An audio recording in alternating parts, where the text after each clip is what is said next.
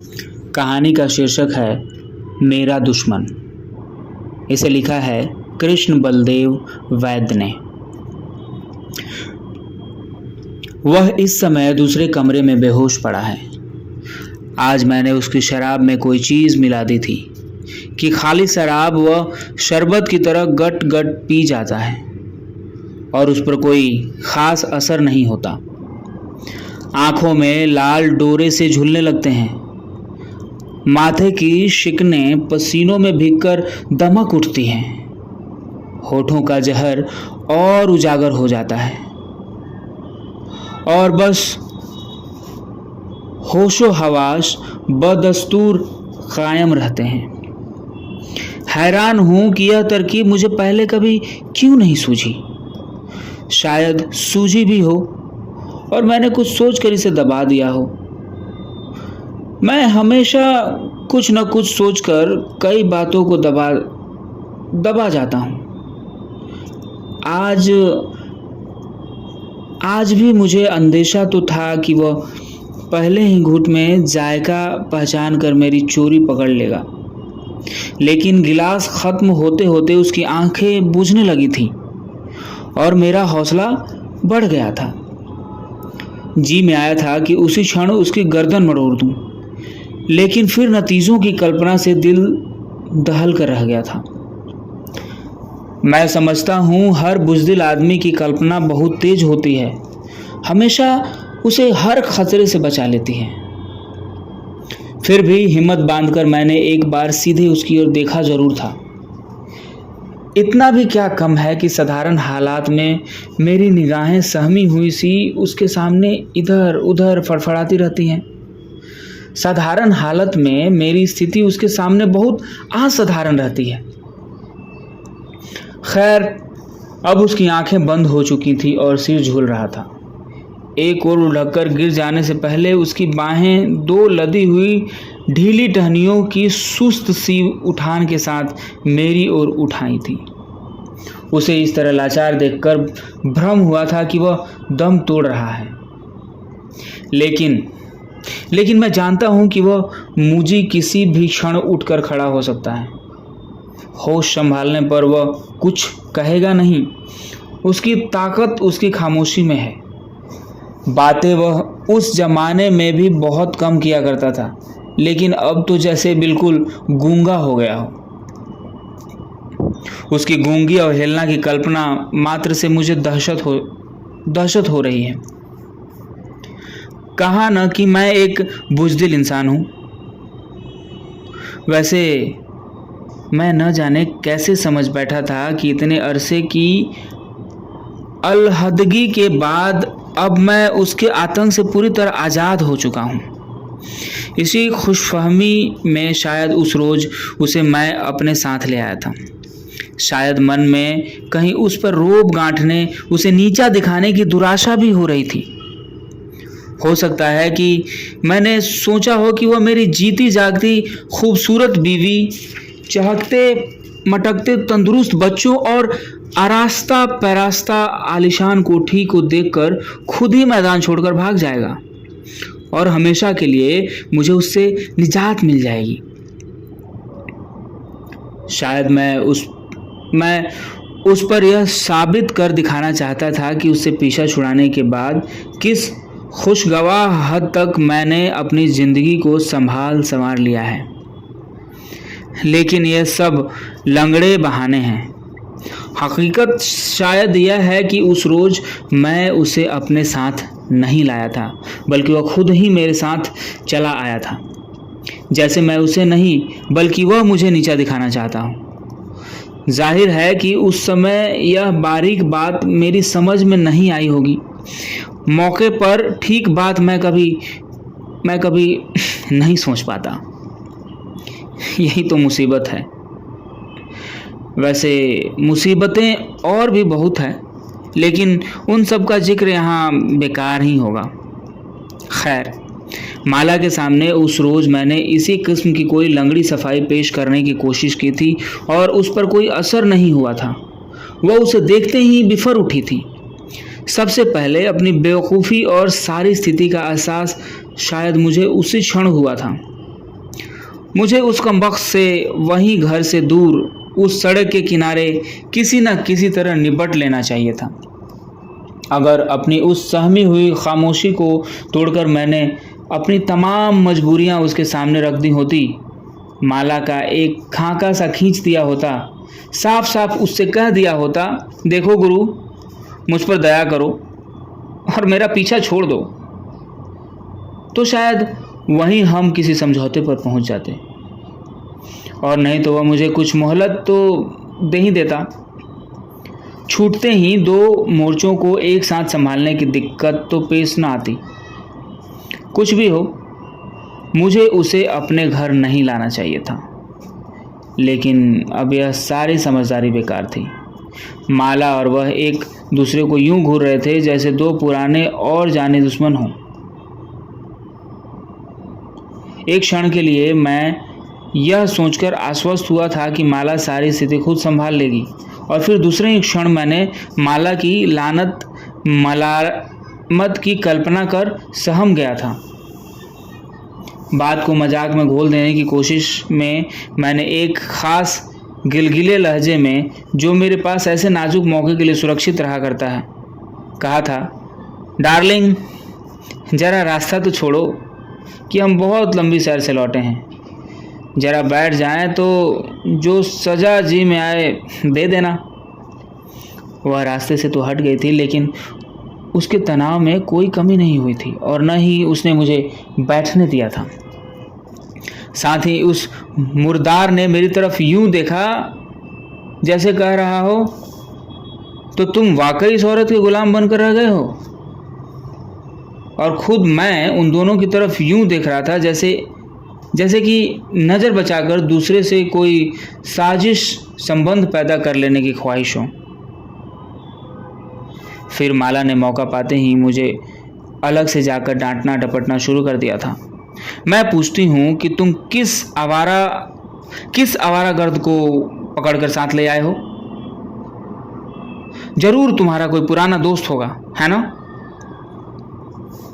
इतने बरस शादी के हो चले, लेकिन तुम अभी तक वैसे के वैसे ही रहे। मेरे बच्चे उसे देखकर क्या कहेंगे? पड़ोसी क्या सोचेंगे? अब कुछ बोलोगे भी? मैं हैरान था कि क्या बोलूं। माला के सामने मैं बोलता कम हूं। ज्यादा समय तोलने में ही बीत जाता है और उसका मिजाज और बिगड़ जाता है। वैसे उसका गुस्सा बजा था। उसका गुस्सा हमेशा बजा होता है। हमारी कामयाब शादी की बुनियाद भी इसी पर कायम है। उसकी हर बात हमेशा सही होती है और मैंने अपनी हर गलती को चुपचाप और फौरन कबूल करना सीख लिया है। ऊपर से वह कुछ भी क्यों न कहे, उसे मेरी फरमाबरदारी पर पूरा भरोसा है। बीच बीच में महज मुझे खुश करने के ख्याल से वह इस किस्म की शिकायतें जरूर कर दिया करती है। तुम्हें न जाने हर मामूली से मामूली बात पर मेरे खिलाफ डट जाने में क्या ही मज़ा आता है। मानती हूँ कि तुम मुझसे कहीं ज़्यादा समझदार हो, लेकिन कभी कभी बात रखने के लिए ही सही मेरी बात मान लिया करो। मुझे उसके ये झूठे उलाहने बहुत पसंद हैं।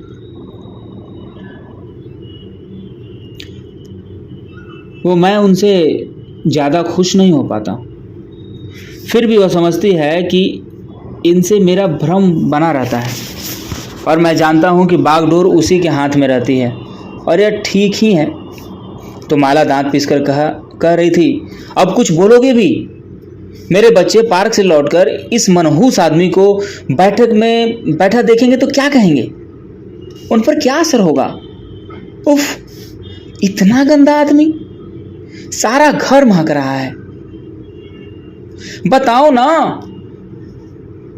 मैं अपने बच्चों से क्या कहूंगी? अब जाहिर है कि मैं माला को कुछ भी नहीं बता सकता था, सो मैं सिर झुकाए खड़ा रहा और वह मुंह उठाए बहुत देर तक बरसती रही। वैसे यहां सब साफ कर दूं कि वे बच्चे माला अपने साथ नहीं लाई थी। वो मेरे भी उतने ही हैं जितने कि उसके, लेकिन ऐसे मौक़ों पर वह हमेशा मेरे बच्चे कहकर मुझसे उन्हें यूं अलग कर लिया करती है जैसे कोई कीचड़ से लाल निकाल रहा हो। कभी कभी मुझे इस बात पर बहुत दुख भी होता है, लेकिन फिर ठंडे दिल से सोचने पर महसूस होता है कि शारीरिक सच्चाई कुछ भी हो, रूहानी तौर पर तो हमारे सभी बच्चे माला के ही हैं। उनके रंग ढंग में मेरा हिस्सा बहुत कम है और यह ठीक ही है, क्योंकि अगर वो मुझ पर जाते तो उन्हें भी मेरी तरह सीधा होने में न जाने कितनी देर लग जाती। मैं खुश हूँ कि उनका भविष्य खूब रोशन है और उस रोशनी में मेरा हाथ बस इतना ही है कि मैं उनका कानूनी और शायद जिस्मानी बाप हूँ। उनके लिए पैसे कमाता हूँ और दिलो जान से उनकी माँ की सेवा में दिन रात जुटा रहता हूँ। खैर, कुछ देर यूं ही सिर नीचा किए खड़े रहने के बाद आखिर मैंने निहायत आजीज़ाना आवाज़ में कहना शुरू किया, अरे भाई, मैं तो उस कमबख्त को ठीक तरह से पहचानता भी नहीं। उससे दोस्ती का तो सवाल ही पैदा नहीं होता। अब अगर रास्ते में कोई आदमी मिल जाए तो न जाने, ये बोलते बोलते न जाने मेरे फिक्रे का अंत क्यों कर होता। शायद होता भी कि नहीं, लेकिन माला ने बीच में ही पांव पटक कर कह दिया, झूठ, सरासर झूठ। यह कहकर वह अंदर चली गई और मैं कुछ देर तक और वहीं सिर नीचा खड़ा किए रहने के बाद वापस उस कमरे में लौट आया जहां बैठा वह बीड़ी पी रहा था और मुस्कुरा रहा था, जैसे सब जानता हो कि मैं किस मरहले से गुजर कर आया हूं। अब हुआ दरअसल यह था कि उस शाम माला से कुछ दूर अकेले घूम आने की इजाज़त मांगकर मैं यूं ही बिना मतलब घर से बाहर निकल गया था। आमतौर पर वह ऐसी इजाज़तें आसानी से नहीं देती और न ही मैं मांगने की हिम्मत कर पाता हूँ। बिना मतलब घूमना उसे बहुत बुरा लगता है। कहीं भी जाना हो, किसी से भी मिलना हो, कुछ भी करना या ना करना हो, मतलब का साफ और सही फैसला वह पहले से ही कर लेती है। ठीक ही करती है, मैं उसकी समझदारी की दाद देता हूँ। वैसे घर से दूर अकेला मैं किसी मतलब से भी नहीं जा पाता। माला की सोहबत की कुछ ऐसी आदत सी पड़ गई है कि उसके बिना सब सूना सूना सा लगता है। जब वह साथ रहती है तो किसी किस्म का कोई उलूल जुलूल विचार मन में नहीं उठ पाता है। हर चीज़ ठोस और बाम तलब दिखाई देती है। अंदर की हालत ऐसी रहती है जैसे माला के हाथों सजाया हुआ कोई कमरा हो जिसमें हर चीज़ करीने से पड़ी हो, बेकायदगी की कोई गुंजाइश ना हो। और जब वह साथ नहीं होती तो वही होता है जो शाम हुआ, या फिर उसी किस्म का कोई हादसा, क्योंकि उससे पहले वैसी बात कभी नहीं हुई थी। तो शाम न जाने किस धुन में मैं घर से बहुत दूर निकल गया था। आमतौर पर घर से दूर रहने पर भी मैं घर के बारे में ही सोचता रहता हूँ। इसलिए नहीं कि घर में किसी किस्म की कोई परेशानी है। गाड़ी न सिर्फ चल रही है बल्कि खूब चल रही है। बागडोर जब माला जैसी औरत के हाथ में हो तो चलेगी नहीं तो और क्या, और करे भी क्या। नहीं, घर में कोई परेशानी नहीं। अच्छी तनख्वाह, अच्छी बीवी, अच्छे बच्चे, अच्छे बार सुख दोस्त, उनकी बीवियां भी खूब हट्टी कट्टी और अच्छी, अच्छा सरकारी मकान, अच्छा खुशनुमा लॉन, पास पड़ोस भी अच्छा, महंगाई के बावजूद दोनों वक्त अच्छा खाना, अच्छा बिस्तर और अच्छी बिस्तरी जिंदगी। मैं पूछता हूँ, इस सब के अलावा और चाहिए भी क्या? एक अच्छे इंसान को इस सब के अलावा और क्या चाहिए? फिर भी अकेला होने पर घरेलू मामलों को बार बार उलट पलट कर देखने से वैसे ही इत्मीनान मिलता है जैसे कि किसी भी सेहतमंद आदमी को बार बार आईने में अपनी सूरत देखकर मिलता होगा। मेरा मतलब है कि वक्त अच्छी तरह से कट जाता है, उब नहीं होती। यह भी माला के ही सुप्रभाव का फल है। नहीं तो एक जमाना था कि मैं हरदम उब का शिकार रहा करता था। हो सकता है कि उस शाम दिमाग कुछ देर के लिए उसी गुजरे हुए जमाने की ओर भटक गया हो। कुछ भी हो, मैं घर से बहुत दूर निकल गया था और फिर अचानक वह मेरे सामने आ खड़ा हुआ था। महसूस हुआ था जैसे मुझे अकेला देखकर घात में बैठे हुए किसी खतरनाक अजनबी ने ही रास्ता रोक लेना चाहा हो। मैं ठिठक कर रुक गया था। उसकी सूती हुई आंखों से फिसलकर मेरी निगाह उसके मुस्कुराहट पर जा टिकी थी, जहां अब मुझे उसके साथ बिताए हुए सारे गर्द आलूद जमाने की एक टिमटिमाती हुई सी झलक दिखाई दे रही थी। महसूस हो रहा था कि बरसों तक रूपोश रहने के बाद फिर मुझे पकड़कर किसी के सामने पेश कर दिया गया हो। मेरा सिर इस पेशी के ख्याल से दबकर झुक गया था। कुछ या शायद कितनी ही देर हम सड़क के उस नंगे और आवारा अंधेरे में एक दूसरे से रूबरू खड़े रहे थे। अगर कोई तीसरा उस समय देख रहा होता तो शायद समझता कि हम किसी लाश के सिरहने खड़े कोई प्रार्थना कर रहे हैं या एक दूसरे पर झपट पड़ने के लिए पहले किसी मंत्र का जाप कर रहे हैं। वैसे यह सच है कि उसे पहचानते ही मैंने माला को याद करना शुरू कर दिया था कि हर संकट से मैं हमेशा उसी का नाम लेता हूँ। साथ ही वहां से दुम दमाकर भाग उठने की ख्वाहिश भी मन में उठती रही थी। एक उड़ती हुई सी तमन्ना यह भी हुई थी कि वापस घर लौटने के बजाय चुपचाप उस कमबख्त के साथ हो लूं, जहां वो ले जाना चाहे चला जाऊं और माला को खबर तक ना हो। इस विचार पर तब भी बहुत चौंका था और अभी तक हैरान हूं, क्योंकि आखिर उसी से पीछा छुड़ाने के लिए ही तो मैंने माला की गोद में पनाह ली थी। अगर आज से कुछ बरस पहले मैंने उसके खिलाफ बगावत न की होती, लेकिन उस भागने को बगावत का नाम देकर मैं अपने आप को धोखा दे रहा हूं, मैंने सोचा था और मेरा मुंह शर्म के मारे जल उठा था। मेरा मुंह अक्सर इस आग में जलता रहता है। उस हरामजादे ने जरूर मेरी सारी परेशानी को भांप लिया होगा। उससे मेरी कोई कमजोरी छिपी नहीं और उससे भागकर माला की गोद में पनाह लेने की एक बड़ी वजह यही थी। उसकी हंसी में मुझे सूखे पत्तों की हैबतनाक खड़खड़ाहट सुनाई दे रही थी और उस खड़खड़ाहट में उसके साए में गुजरे हुए जमाने की बेशुमार यादें आपस में टकरा रही थी। बड़े मुश्किल से आंख उठाकर उसकी ओर देखा था। उसका हाथ मेरी तरफ बढ़ा हुआ था।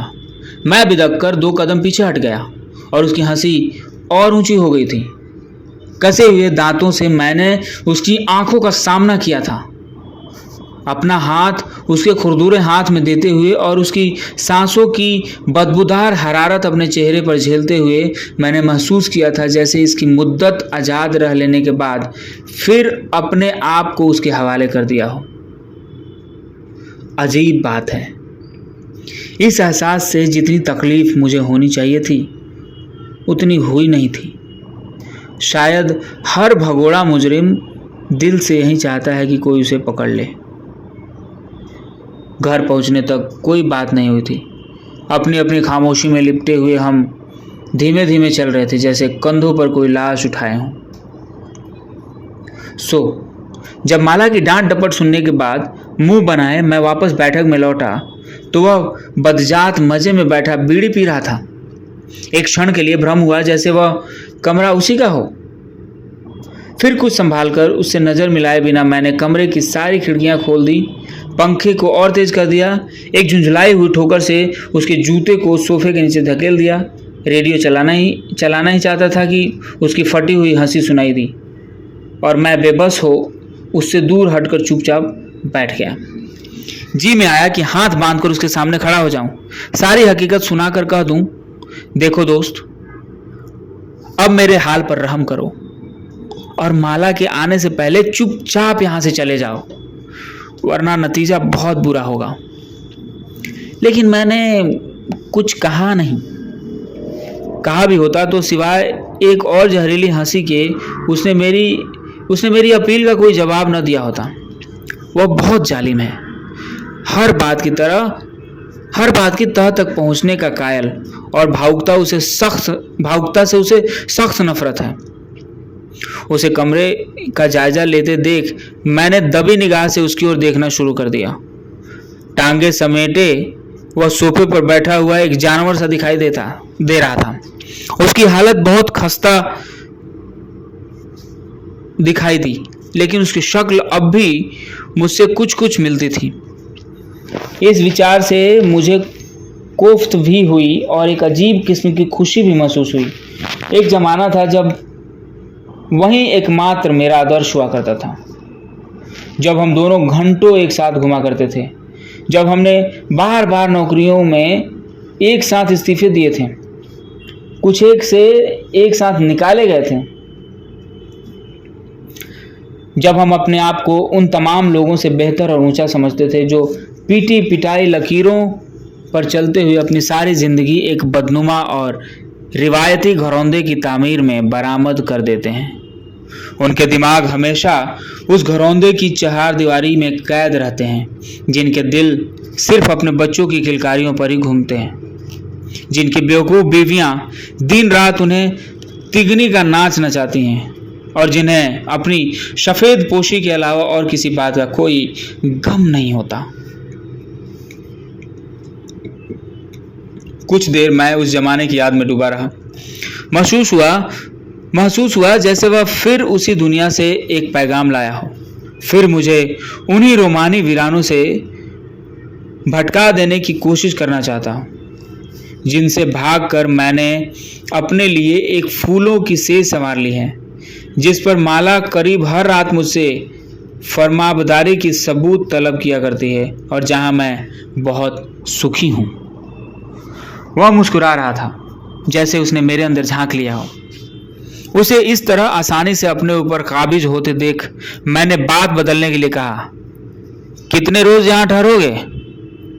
उसकी हंसी से एक बार फिर हमारे घर की सजी संवारी फिजा दहल गई और मुझे खतरा हुआ कि माला उसी दम पर वहां पहुंचकर उसके मुंह नोच लेगी। लेकिन यह खतरा इस बात का गवाह है कि इतने बरसों की दास्तां के बावजूद मैं अभी तक माला को पहचान नहीं पाया। थोड़ी देर में वह एक बहुत खूबसूरत साड़ी पहने मुस्कुराती ठिठाते हुए हमारे सामने आ खड़ी हुई। हाथ जोड़कर बड़े दिल फरेब अंदाज में नमस्कार करते हुए बोली, आप बहुत थके दिखाई देते हैं। मैंने गर्म पानी रखवा दिया है, आप वॉश कर लें तो कुछ खा पीकर ताज़ा दम हो जाएं। खाना तो हम लोग देर से ही खाएंगे। मैं बहुत खुश हुआ। अब मामला माला ने अपने हाथ में ले लिया था और मैं यूं ही परेशान हो रहा था। मन हुआ कि उठकर माला को चूम लूं। मैंने कनखियों से उस हरामजादे की तरफ देखा। वह वाकई सहमा हुआ सा दिखाई दिया। मैंने सोचा, अब अगर वह खुद ही न भाग उठा तो मैं समझूंगा कि माला की सारी समझ, सीख और रूप रंग बेकार है। कितना लुत्फ आए अगर वह कमबख्त भी भाग खड़ा होने के बजाय माला के दांव में फंस जाए और फिर मैं उससे पूछूं, अब बता साले, अब बात समझ में आई? मैंने आंखें बंद कर ली और उसे माला के इर्द गिर्द नाचते हुए, उस पर फिदा होते हुए, उसके साथ लेटे हुए देखा। एक अजीब राहत का एहसास हुआ। आंखें खोली तो वह गुसलखाने में जा चुका था और माला झुकी सोफे को ठीक कर रही थी। मैंने उसकी आंखों में आंखें डालकर मुस्कुराने की कोशिश की, लेकिन फिर उसकी तनी हुई सूरत से घबराकर नजरें झुका ली। जाहिर था कि उसने अभी मुझे माफ नहीं किया था।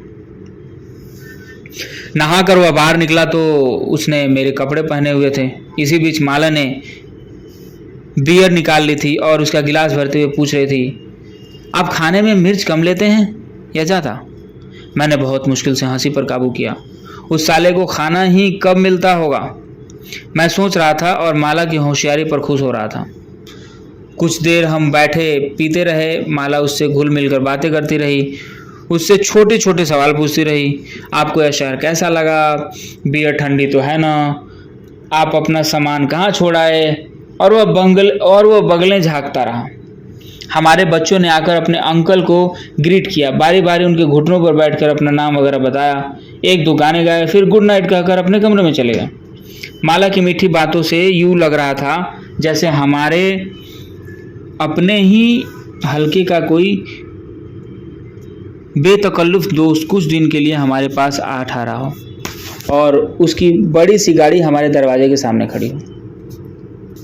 मैं बहुत खुश था और जब माला खाना लगवाने के लिए बाहर गई तो उस शाम पहली बार मैंने बेधड़क उस कमीने की तरफ देखा।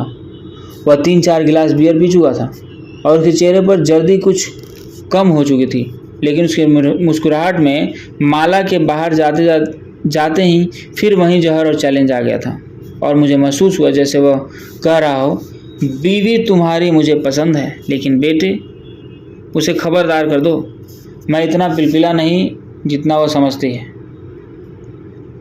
एक क्षण के लिए मेरा जोश फिर कुछ ढीला पड़ गया। लगा जैसे बात इतनी आसानी से सुलझने वाली नहीं।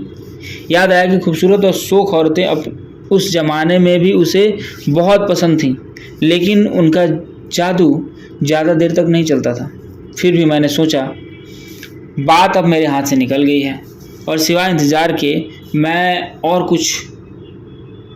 कुछ नहीं कर सकता। खाना उस रोज़ बहुत उम्दा बना था और खाने के बाद माला खुद उसे उसके कमरे तक छोड़ने गई थी, लेकिन उस रात मेरे साथ माला ने कोई बात नहीं की। मैंने कई मजाक किए, कहा नहा धोकर वो काफ़ी अच्छी लग रही थी, क्यों बहुत छेड़छाड़ की, कई कोशिशें की कि सुलहनामा हो जाए, लेकिन उसने मुझे अपने पास फटकने नहीं दिया। नींद उस रात मुझे नहीं आई, फिर भी अंदर से मुझे इत्मीनान था कि किसी न किसी तरह माला दूसरे रोज उसे भगाड़ सकने में ज़रूर कामयाब होगी। लेकिन मेरा अंदाज़ा गलत निकला। माना कि माला बहुत चालाक है, बहुत समझदार है, बहुत मनमोहिनी है, लेकिन उस हरामजादे की ठिठाई का कोई भी मुकाबला नहीं। 3 दिन तक माला उसकी खातिर तवज्जो करती रही। मेरे कपड़ों में वह बिल्कुल मुझ जैसा हो गया था और नज़र यूँ आता था जैसे माला के 2 पति। मैं तो सुबह सवेरे गाड़ी लेकर दफ्तर को निकल जाता था। पीछे उन दोनों में न जाने क्या बात होती थी, लेकिन जब कभी उसे मौका मिलता था वह मुझे अंदर ले जाकर डांटने लगती। यह मुर्दार यहाँ से निकलेगा भी कि नहीं? जब तक यह घर में है हम किसी को न तो बुला सकते हैं न किसी के यहाँ जा सकते हैं। मेरे बच्चे कहते हैं कि इसे बात करने तक की भी तमीज़ नहीं है। आखिर यह चाहता क्या है? मैं उसे क्या बताता कि वह क्या चाहता है। कभी कहता थोड़ा सब्र करो, अब जाने की सोच ही रहा होगा। कभी कहता क्या बताऊं, मैं तो खुद शर्मिंदा हूं। तो कभी कहता तुमने खुद ही तो उसे सिर पर चढ़ा लिया है, अगर तुम्हारा बर्ताव रुखा होता तो। माला ने अपना बर्ताव तो नहीं बदला, लेकिन चौथे रोज़ अपने बच्चों सहित घर छोड़कर अपने भाई के यहाँ चली गई। मैंने बहुत रोका, लेकिन वह नहीं मानी। उस रोज़ वह कमबख्त बहुत हंसा था, ज़ोर ज़ोर से हंसा था, बार बार हंसा था। आज माला को गए 5 रोज़ हो गए। मैंने दफ्तर जाना छोड़ दिया है। वह फिर अपने असली रंग में आ गया है। जैसे मेरे कपड़े उतारकर उससे फिर अपना वह मैला सा कुर्ता पजामा पहन लिया। कहता कुछ नहीं, लेकिन मैं जानता हूँ कि वह क्या चाहता है। यह मौका फिर हाथ नहीं आएगा। वह चली गई है। बेहतर यही है कि उसके लौटने से पहले तुम भी यहाँ से चले जाओ। उसकी चिंता मत करो, वह अपना इंतजाम खुद कर लेगी। और आज आखिर मैं उसे थोड़ी देर के लिए बेहोश कर देने में कामयाब हो गया हूँ। अब मेरे सामने 2 ही रास्ते हैं। एक यह कि लाश की होश आने से पहले मैं उसे जान से मार डालूं, और दूसरा यह कि अपना ज़रूरी सामान बांधकर तैयार हो जाऊं और ज्यों उसे होश आए हम दोनों फिर उसी रास्ते पर चल दें जिससे भागकर कुछ बरस पहले मैंने माला की गोद में पनाह ली थी। अगर माला इस समय यहाँ नहीं होती तो कोई तीसरा रास्ता भी निकाल लेता, लेकिन वह नहीं है। और मैं नहीं जानता कि मैं क्या करूं। कहानी समाप्त।